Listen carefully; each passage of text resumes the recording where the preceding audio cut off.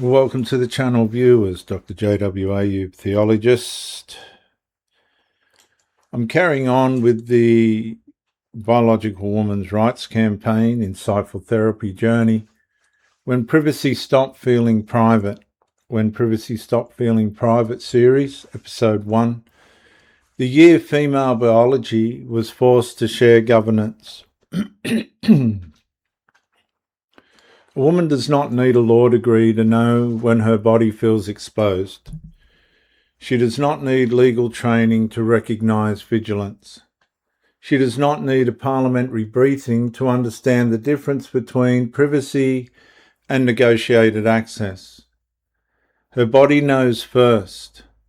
Her instincts know first. Her nervous system knows the first.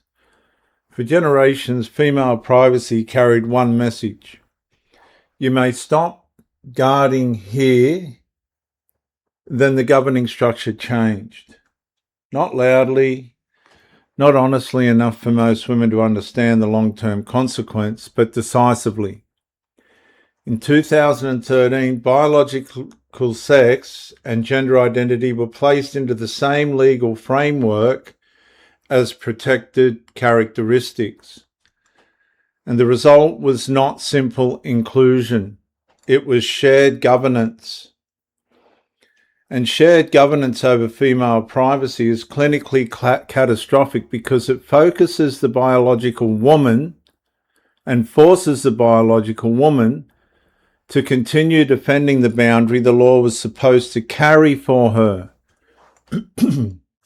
Now, this episode does not claim every woman has complex PTSD.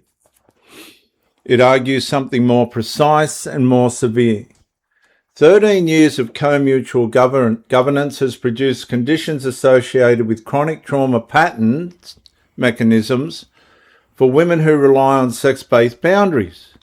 Hypervigilance, boundary sensitivity, anticipatory threat assessment, institutional distrust, self-silencing, adaptive withdrawal, nervous system fatigue.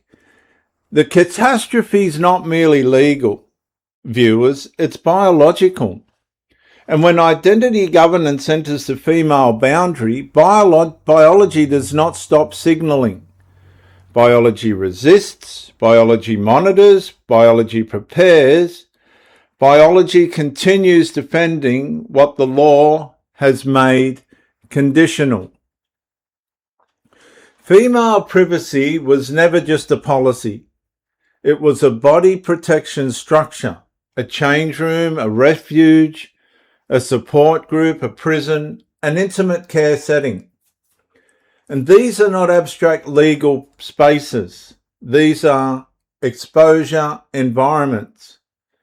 They are vulnerability environments.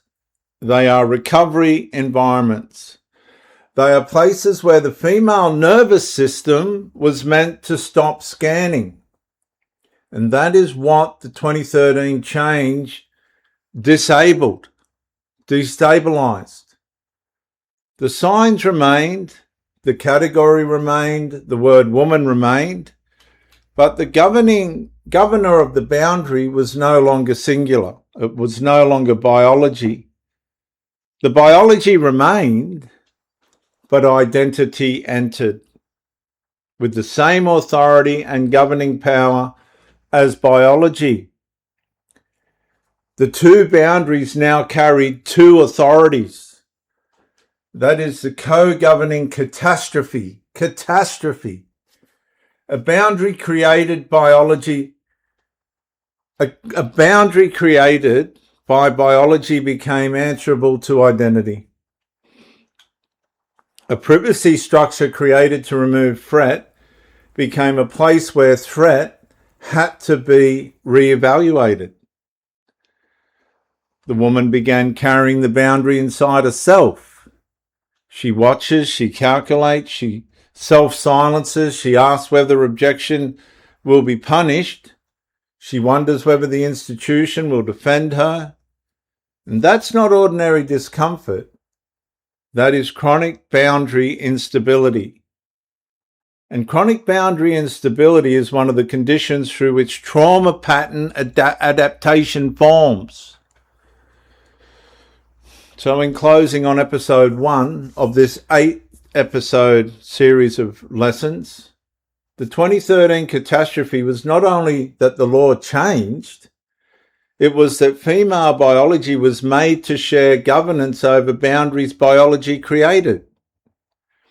And that shared governance has not produced peace.